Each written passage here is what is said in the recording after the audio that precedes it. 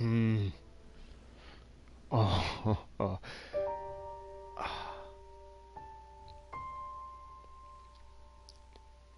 And now, here is the hidden ending theme if you get the secret ending by abandoning the throne.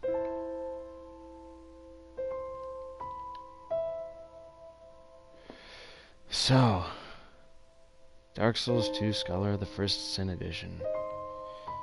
There's a lot of bad, and a lot of people tend to focus on that, but I think the good of the game outweighs it. I think people often I think of this parallel between Chrono Trigger and Chrono Cross, I think, where Dark Souls 1 is Chrono Trigger and Dark Souls 2 is Chrono Cross. And Chrono Cross is a very different game. It gets a lot of hate from die-hard Chrono Trigger fans because Chrono Cross is quote-unquote not a proper sequel. Like, it didn't follow story threads as tightly as people wanted it to. It didn't follow the same combat system, didn't have the same art style, it didn't follow a lot of the same beats that Chrono Trigger did. And, there's a lot of annoying parts about Chrono Cross. But I think ultimately there's a lot of really good moments within the game that outweigh the bad. There he is, it's Motoi Sakuraba, the man himself. But yeah, there's a lot to take with there's a lot to take with the good, but I think that ultimately the good is more than enough to make the game worth playing. Dark Souls 2 was my second game in the series after 1. I played them as 1, 2, 3, and Bloodborne being my last one. And I have not played Demon Souls yet because I'm not a time traveler. Here's the original ending theme, if you just get the normal ending. Not as good as Nameless Song from Dark Souls 1. I remember Nameless Song a lot better. But, yeah, so, Dark Souls 2 is very different from 1. Has a lot wrong with it. A lot of really sketchy moments here and there, but I don't think that makes it a bad game. Not in the slightest. I think Dark Souls 2 is a great game. And I know there are people who just hate it even by its own merits. And I mean, fine, you're entitled to your opinion, obviously. Yes. Dark Souls 1 and 2, both,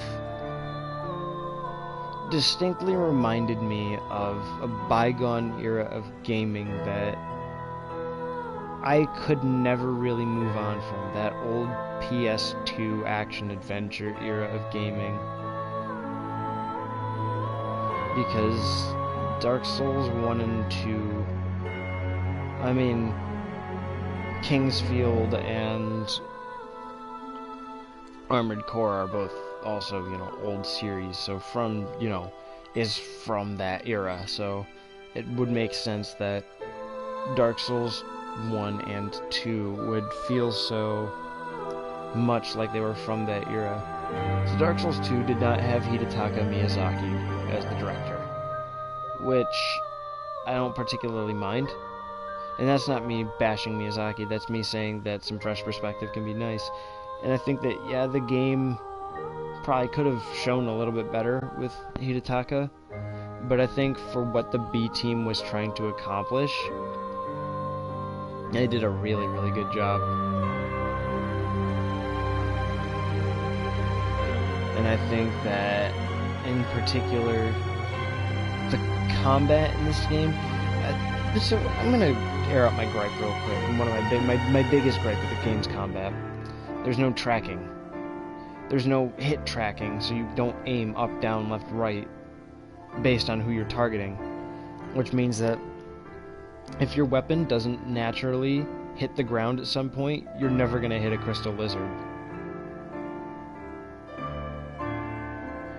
So that's kind of an issue. But at the same time, the lack of tracking also makes the game very interesting.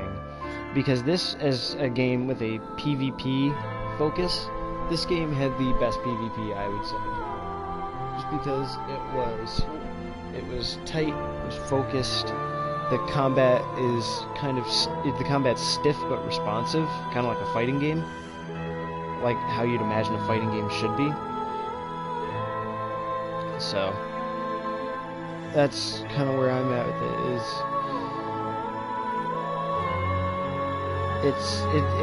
The combat handles itself very well, and I think that the lack of tracking opens up interesting opportunities, but ultimately I'd say the bad outweighs the good on that particular instance.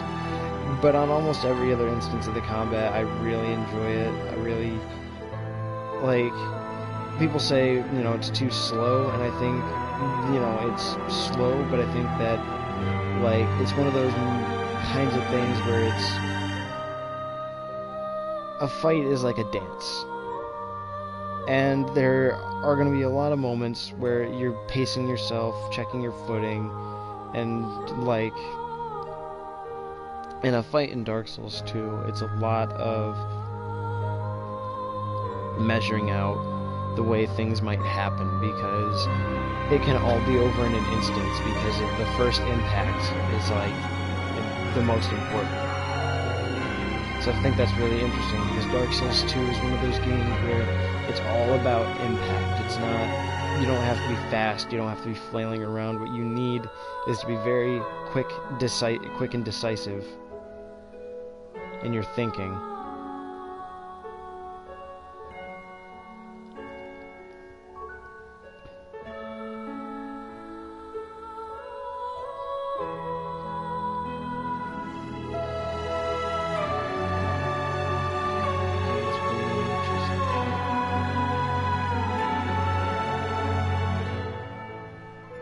Oh, I never killed Licia. My bad.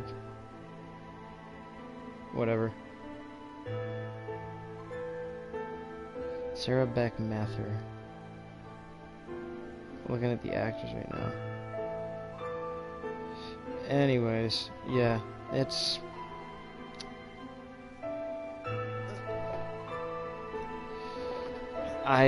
honestly, I love this game to death. Same as 1. And I'd say 1 stands taller in my mind as a game overall, but I'd say 2 stands tall on its own merits, and although there are a lot of annoyances throughout the game, the primary experience of the game is one where you have a few, like, it's kind of slightly monotonous throughout. Then you have these, like, huge spikes. Like, you have a spike of, like, a really amazing moment of the game, and, like, it's kind of one of those things where it's like, it's like, good, good, good, and then it's like, whoa, and, you get one of those amazing moments. And then, the game is like, good moments, somewhere between there, or good, or sometimes they're just like, sometimes they're really shitty moments. There are areas that Shrine of Amana, I think, is just one big, long fart noise of an area.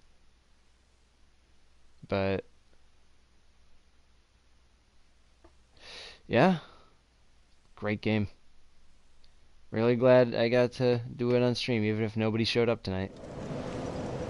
Because I'll put this on YouTube so people can come by and watch it as a Let's Play.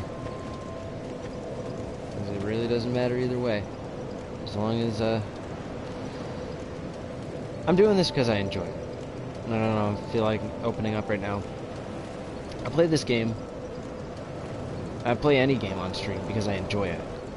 And I know so far I've mostly just been doing Dark Souls, Skyrim, most of the, like, the, fantasy, fantasy hack and slash games, stuff like that. But I can't express enough how much I enjoyed the genre of the action RPG. But, I'm doing this because I enjoy it, and if I don't get any hits at any particular time of the night, it's not really any trouble to me. It's no skin off my balls, as it were, because I play this to enjoy it. I played 3 because I wanted to do that, I played 2 because I wanted to do that. When 1 remastered comes out, you can be damn well sure I'm going to be doing a Kenshiro run for that too. And I'll also, by the time Dark Souls 1 comes back, I'll probably also start doing live streams with my brother, because he is also a huge Dark Souls 1 fan, so we'll probably start doing like goof-off co-op runs, like doing Great Shields and stuff. But I don't expect anybody to show up. I don't expect anybody's patronage. I'm doing this because I enjoy it. And if people show up and come in and start to say, talk to me, if they want to come in and bounce stuff off of me, and just we have a like a conversation in chat. And it's good, but it's not necessary for me to enjoy streaming. Because really, I just want to present the game, and whether people watch it during the stream or after the stream on YouTube, it doesn't matter to me as long as people are enjoying the content I put out. Alright. Well, thank you everybody for watching, I suppose, since nobody came. And I will see you guys on my next stream. I don't know what I'll be doing then, but I'm sure it'll be something good. I'll probably do some more solo hunts in Monster Hunter. Might pick some Skyrim back up. I'm on spring break, so I'll probably be streaming about every day, probably during the midday, since my parents are out during then, so I can just kind of have the living room to myself, because that's the easiest time. I'm doing this right now at like midnight-ish, so I've been doing this for a while, 3 hours, but it was worth it.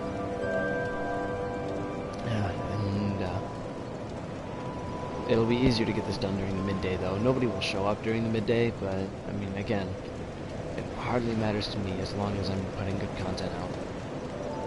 But that is all for now. Thank you, everybody who came during my streams at any point over the last couple of months.